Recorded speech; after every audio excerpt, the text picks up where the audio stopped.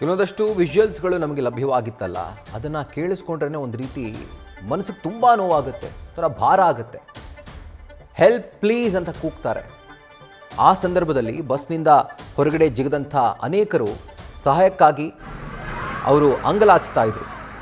ಮತ್ತೊಂದು ಕಡೆಯಲ್ಲಿ ಈಗ ಆಸ್ಪತ್ರೆಯಲ್ಲಿ ನರಳಾಡ್ತಿರುವಂಥ ಗಾಯಾಳುಗಳ ಪರಿಸ್ಥಿತಿ ಹೇಳತೀರದಾಗಿದೆ. ಅವರ ಕುಟುಂಬಸ್ಥರ ತೊಳಲಾಟ, ಆ ಸಂಕಟ ಅದು ಕೂಡ ಹೇಳತಿರದು. ಈಗ ದುರಂತದ ಜಾಗ ಆದಂಥ ಹಿರಿಯೂರು ಸರ್ಕಾರಿ ಆಸ್ಪತ್ರೆ, ಹಿರಿಯೂರು ಅಲ್ಲಿ ಒಂದು ದುರಂತ ಆಯಿತು.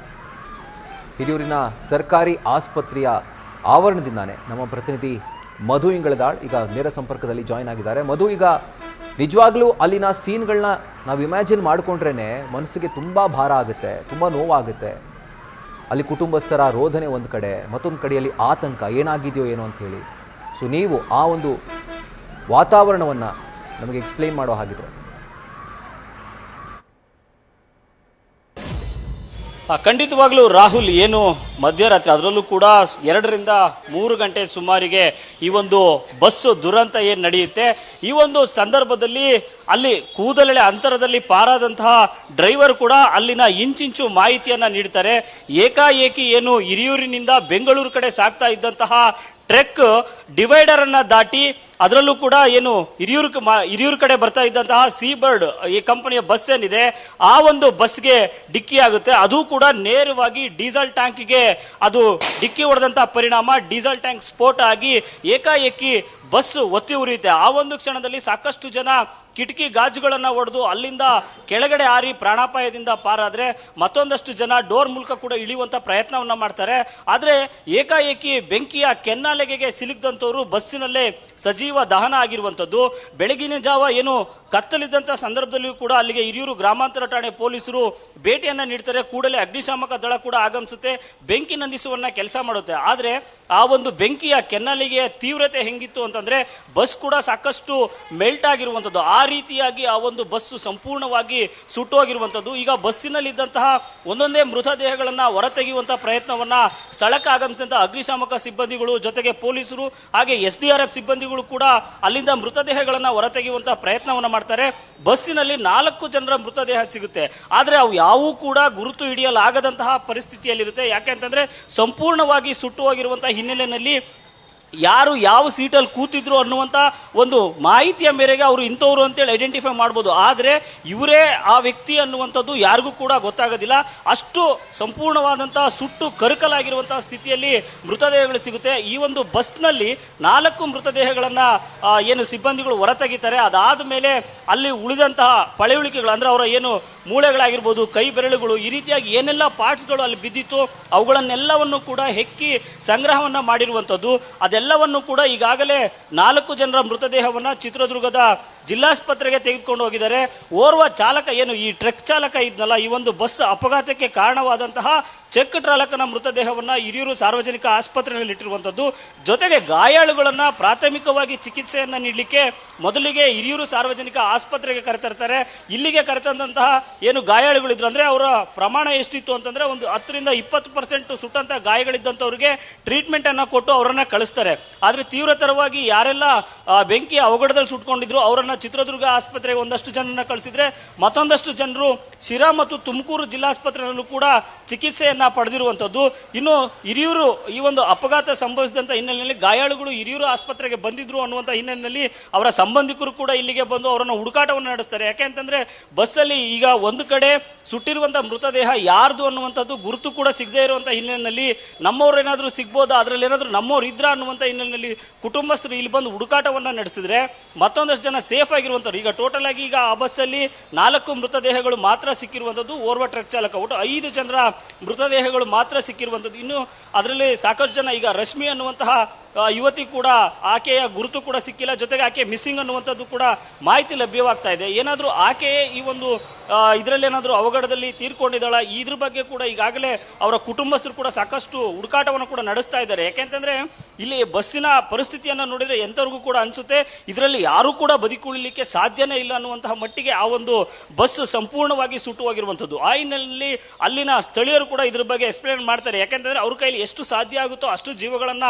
ರಕ್ಷಣೆ ಮಾಡಿದಂಥವ್ರು ಸ್ಥಳಕ್ಕೆ ಆ ಸಮಯಕ್ಕೆ ಬಂದಂತಹ ಕೆಲವೊಂದಷ್ಟು ಜನ ಆಂಬುಲೆನ್ಸ್ ಡ್ರೈವರ್ಗಳು ಮತ್ತು ಬೇರೆ ಬೇರೆ ವಾಹನಗಳು ಏನು ಆ ಒಂದು ರಾಷ್ಟ್ರೀಯ ಹೆದ್ದಾರಿ 48ರಲ್ಲಿ ಸಾಗ್ತಾ ಇದ್ರು, ಅಲ್ಲಿನ ಸ್ಥಳೀಯರ ಜೊತೆ ಸೇರಿಕೊಂಡು ಒಂದಷ್ಟು ಜನರನ್ನ ಅವರು ಕೂಡ ಸೇವ್ ಮಾಡ್ತಾರೆ. ಆದರೆ ಬಸ್ಸು ಯಾವಾಗ ಸಂಪೂರ್ಣವಾಗಿ ಬೆಂಕಿಗೆ ಆಹುತಿ ಆಗುತ್ತೆ ಆಗ ಯಾರನ್ನೂ ಕೂಡ ಅವರು ಬಸ್ಸಿನ ಹತ್ರಕ್ಕೂ ಕೂಡ ಹೋಗಕ್ಕೆ ಆಗದೇ ಇರುವಂತಹ ಪರಿಸ್ಥಿತಿ ನಿರ್ಮಾಣವಾದಂಥ ಹಿನ್ನೆಲೆಯಲ್ಲಿ ಈಗ ಬಸ್ಸಿನಲ್ಲಿ ಒಂದಷ್ಟು ಜನ ಸುಟ್ಟು ಕರಕಲಾಗಿರುವಂಥದ್ದು. ಈಗ ಸದ್ಯಕ್ಕೆ 4 ಜನರ ಮೃತದೇಹ ಬಸ್ಸಿನಿಂದ ಹೊರ ತೆಗೆದಿದ್ರೆ ಓರ್ವ ಟ್ರಕ್ ಚಾಲಕನ ಮೃತದೇಹವನ್ನು ಕೂಡ ಈಗ ತೆಗೆದಿರುವಂಥದ್ದು. ಒಟ್ಟಾರೆಯಾಗಿ 5 ಮೃತದೇಹಗಳಿದ್ದಾವೆ. ಅದರಲ್ಲಿ ಒಂದು ಟ್ರಕ್ ಚಾಲಕನ ಮೃತದೇಹವನ್ನು ಸಾರ್ವಜನಿಕ ಆಸ್ಪತ್ರೆ ಹಿರಿಯೂರಲ್ಲಿ ಇರಿಸಿದ್ರೆ ಇನ್ನು 4 ಜನರ ಮೃತದೇಹಗಳನ್ನ ಚಿತ್ರದುರ್ಗ ಜಿಲ್ಲಾಸ್ಪತ್ರೆಗೆ ತೆಗೆದುಕೊಂಡು ಹೋಗಿರುವಂಥದ್ದು. ಅಲ್ಲಿಗೆ ಈಗಾಗಲೇ ಕುಟುಂಬಸ್ಥರು ಕೂಡ ತೆರಳಿರುವಂಥದ್ದು. ಯಾಕೆಂತಂದ್ರೆ ಈಗ ಯಾವನ್ನೂ ಕೂಡ ಗುರುತಿಡಿಯುವಂಥ ಪರಿಸ್ಥಿತಿನಲ್ಲಿಲ್ಲ. ಅವ್ರದ್ದು ಏನಾದರೂ ಗುರುತು ಸಿಗಬೇಕು ಅಂತಂದ್ರೆ ಒಂದು DNA ಮಾಡಬೇಕು, ಅದು ಎಕ್ಸ್ಪರ್ಟ್ಗಳು ಮಾಡಿದಾಗ ಮಾತ್ರ ಅವರ ಗುರುತನ್ನ ಪತ್ತೆ ಹಚ್ಚಲಿಕ್ಕೆ ಸಾಧ್ಯ ಅನ್ನುವಂಥದ್ದು ಪೊಲೀಸ್ ಹಿರಿಯ ಅಧಿಕಾರಿಗಳು ಕೂಡ ಹೇಳಿರುವಂಥದ್ದು. ಈ ಒಂದು ಘಟನೆ ನಡೆದಂಥ ಸಂದರ್ಭದಲ್ಲಿ ಸ್ಥಳಕ್ಕೆ IG ಆಗಿರುವಂತಹ ರವಿಕಾಂತೇಗೌಡರು ಕೂಡ ಭೇಟಿಯನ್ನು ನೀಡ್ತಾರೆ. ಜೊತೆಗೆ ಚಿತ್ರದುರ್ಗ ಪೊಲೀಸ್ ವರಿಷ್ಠಾಧಿಕಾರಿಗಳು ಜೊತೆಗೆ ತುಮಕೂರು ಪೊಲೀಸ್ ವರಿಷ್ಠಾಧಿಕಾರಿಗಳು ಕೂಡ ಇಬ್ಬರು ಕೂಡ ಆ ಒಂದು ಸ್ಥಳಕ್ಕೆ ಬಂದು ಅಲ್ಲಿ ಒಂದು ಕಡೆ ಟ್ರಾಫಿಕ್ ಜಾಮ್ ಆಗಿದ್ರೆ ಮತ್ತೊಂದು ಕಡೆಯಲ್ಲಿ ಏನಾಗಿದೆ ಅನ್ನುವಂಥದ್ದು ಕೂಡ ಸಾರ್ವಜನಿಕರಿಗೆ ಗೊಂದಲ ಆಗಿರುತ್ತೆ. ಇವೆಲ್ಲವನ್ನು ಕೂಡ ನಿವಾರಣೆ ಮಾಡಿರುವಂಥದ್ದು. ಈಗ ಸದ್ಯಕ್ಕೆ ಏನು ಹಿರಿಯೂರು ಸಾರ್ವಜನಿಕ ಆಸ್ಪತ್ರೆಗೆ ಬಂದಂಥ ಗಾಯಾಳುಗಳು ಈಗ ಚಿಕಿತ್ಸೆಯನ್ನು ತೆಗೆದುಕೊಂಡು ಬೇರೆ ಬೇರೆ ಆಸ್ಪತ್ರೆಗಳಿಗೂ ಕೂಡ ತೆರಳಿರುವಂಥದ್ದು. ರಾಹುಲ್.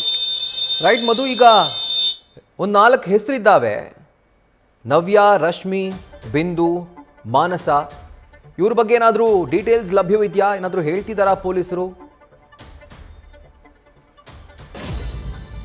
ಎಸ್ ರಾಹುಲ್, ಒಂದಷ್ಟು ಜನರು ಏನು ಈಗ ಗಾಯಾಳುಗಳು ಯಾರೆಲ್ಲ ಬೇರೆ ಬೇರೆ ಆಸ್ಪತ್ರೆಗಳಲ್ಲಿ ಚಿಕಿತ್ಸೆಯನ್ನು ಪಡ್ಕೊಂಡಿದ್ದಾರೆ ಅವರ ಸಂಪೂರ್ಣವಾದಂಥ ಮಾಹಿತಿಯನ್ನು ಪೊಲೀಸರು ಕಲೆ ಹಾಕುವಂಥ ಪ್ರಯತ್ನವನ್ನು ಮಾಡಿದ್ದಾರೆ.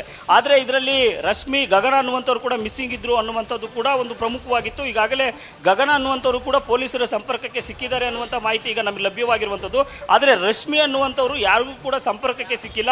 ಏನಾದರೂ ಅವರು ಬಸ್ಸಲ್ಲೇ ಉಳಿದಿದ್ರ ಅನ್ನುವಂಥದ್ದು ಕೂಡ ಈಗ ಗೊಂದಲ ಆಗಿರುವಂಥದ್ದು. ಯಾಕೆ ಅಂತಂದರೆ ಏನಾದರೂ ಗುರ್ತು ಹಿಡಿಯುವಂತಹ ಪರಿಸ್ಥಿತಿನಲ್ಲಿ ಇದ್ದಿದ್ರೆ ಅದು ರಶ್ಮಿನಾ ಅಥವಾ ಅಲ್ಲ ಅನ್ನುವಂಥದ್ದನ್ನ ಅವರ ಕುಟುಂಬಸ್ಥರು ಅಥವಾ ಆ ಬಸ್ಸಲ್ಲಿ ಯಾರಾದರೂ ಬೇರೆ ಉಳಿದಿರುವಂತಹ ಗಾಯಾಳುಗಳು ಕೂಡ ಐಡೆಂಟಿಫೈ ಮಾಡ್ಬೋದಿತ್ತು. ಆದರೆ ರಶ್ಮಿ ಇದುವರೆಗೂ ಕೂಡ ಯಾರ ಸಂಪರ್ಕಕ್ಕೂ ಸಿಕ್ಕಿಲ್ಲ. ಜೊತೆಗೆ ಆಕೆ ಏನಾಗಿದೆ ಅನ್ನುವಂಥ ಪರಿಸ್ಥಿತಿ ಸದ್ಯಕ್ಕೆ ನಿರ್ಮಾಣವಾಗಿರುವಂಥದ್ದು. ಇದು ಒಂದು ರೀತಿಯಲ್ಲಿ ಗೊಂದಲ. ಯಾಕಂದ್ರೆ ರಶ್ಮಿ ಓರ್ವ ಯುವತಿ ಮಾತ್ರ ಈಗ ಮಿಸ್ಸಿಂಗ್ ಆಗಿರುವಂಥದ್ದು ಅನ್ನುವಂಥ ಮಾಹಿತಿ ಈಗ ಪೊಲೀಸರು ನೀಡ್ತಾ ಇರುವಂಥದ್ದು. Rahul. Right Madhu, thank you ಡೀಟೇಲ್ಸ್ಗೆ. ಒಂದು ಕಡೆ ಈ ದುರಂತ ನಡೆದಿರುವಂಥ ಒಂದು ಮರುಕ ಪ್ರತಿಯೊಬ್ಬ ಕನ್ನಡಿಗರಲ್ಲೂ ಇದೆ. ಮತ್ತೊಂದು ಕಡೆಯಲ್ಲಿ ಅವರ ಕುಟುಂಬಸ್ಥರ ಪಾಡನ್ನು ಜಸ್ಟ್ ಇಮ್ಯಾಜಿನ್ ಮಾಡ್ಕೊಳ್ಳಿ. ಯಾಕಂದರೆ ತಾವೇ ಹುಷಾರಾಗಿ ಹೋಗ್ಬಾ ಅಂತ ಹೇಳಿ ಕಳಿಸ್ಕೊಟ್ಟಂಥ ಮನೆ ಮಕ್ಕಳು ಈಗ ಎಲ್ಲಿದ್ದಾರೋ, ಯಾವ ರೀತಿಯಲ್ಲಿದ್ದಾರೋ, ಬದುಕಿದ್ದಾರಾ ಇಲ್ವಾ ಅನ್ನುವಂಥ ಒಂದು ಕ್ವೆಶ್ಚನ್ನೇ ಉದ್ಭವ ಆಗಂತೆ ಮಾಡುತ್ತೆ ಅಂತಂದರೆ ಅವ್ರಿಗಿನ್ನು ಹೆಂಗೆ ಆಗಿರಬೇಡ. ಅದರಲ್ಲಿ ಒಬ್ಬರು ರಶ್ಮಿ.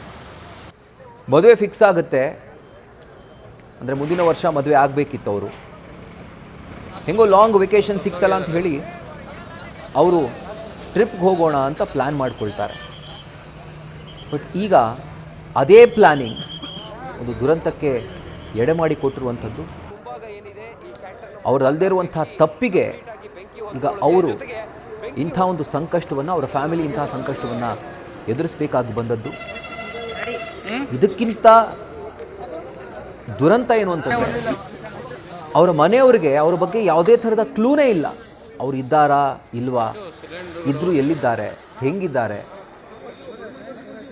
ಅವರ ಹೆಲ್ತ್ ಕಂಡೀಷನ್ ಹೆಂಗಿದೆ, ಏನೂ ಐಡಿಯಾ ಇಲ್ಲ. ಪಾಪ ಅವರ ತಂದೆ ಒಂದು ಫೋಟೋ ಹಿಡ್ಕೊಂಡು ಹಿರಿಯೂರು ಆಸ್ಪತ್ರೆ ಮುಂಭಾಗ ಓಡಾಡ್ತಾ ಇದ್ದಾರೆ. ಆ ಕಡೆಯಿಂದ ಈ ಕಡೆ, ಈ ಕಡೆಯಿಂದ ಆ ಕಡೆ. ಎಲ್ಲೋ ಒಂದು ಆಶಾಭಾವನೆ, ನನ್ನ ಮಗಳ ಬಗ್ಗೆ ಚಿಕ್ಕ ಸುಳಿವು ಸಿಗಬಹುದು, ಈ ದುರಂತದಲ್ಲಿ ಆಕೆ ಬಚಾವ್ ಆಗಿರಬಹುದು ಅನ್ನುವಂಥ ಒಂದು ಭರವಸೆ, ಅದೊಂದು ಆಶಾಭಾವನೆ. ನನ್ನ ಮಗಳಿಗೆ ಏನೂ ಆಗದೇ ಇರಲಿ ಅನ್ನುವಂಥ ಒಂದು ಪ್ರಾರ್ಥನೆ. ಆ ಫೋಟೋ ಹಿಡ್ಕೊಂಡು ಅಧಿಕಾರಿಗಳ ಹತ್ರ ಹೋಗ್ತಾರೆ, ಡಾಕ್ಟರ್ಸ್ ಹತ್ರ ಹೋಗ್ತಾರೆ, ಸಾರ್ವಜನಿಕರ ಹತ್ರ ಹೋಗ್ತಾರೆ.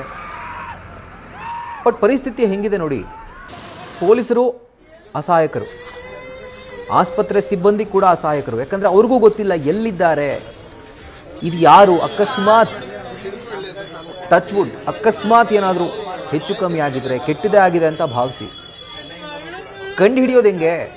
ಪ್ರತಿನಿಧಿ ಹೇಳ್ತಾ ಇದ್ರು, ಇಂತಹ ಸಂದರ್ಭದಲ್ಲಿ ಅಗ್ನಿ ಅವಘಡ ಸಂಭವಿಸಿದಂತಹ ಸಂದರ್ಭದಲ್ಲಿ ಆ ಟೆಂಪ್ರೇಚರ್ ತುಂಬ ಹೈ ಹೋಗಿರುತ್ತೆ.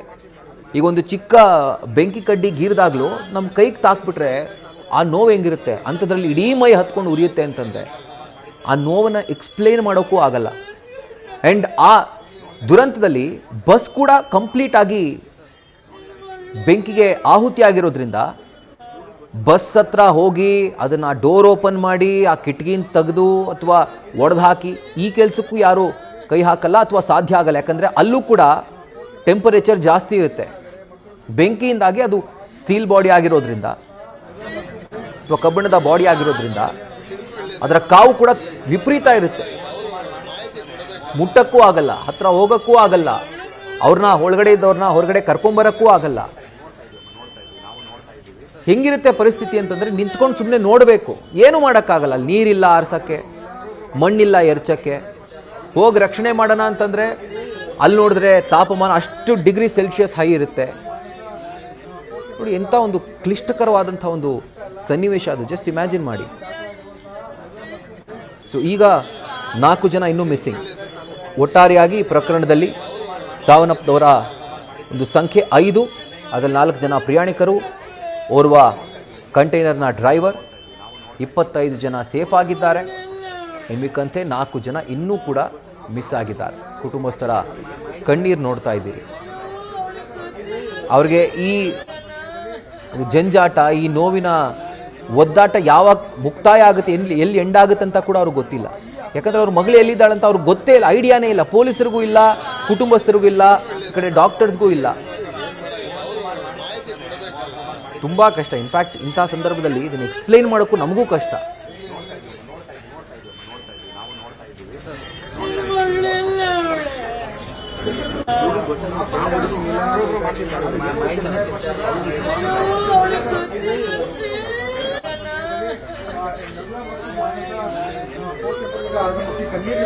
ಮಕ್ಕಳು ಸಿಗ್ತಾ ಇಲ್ಲ.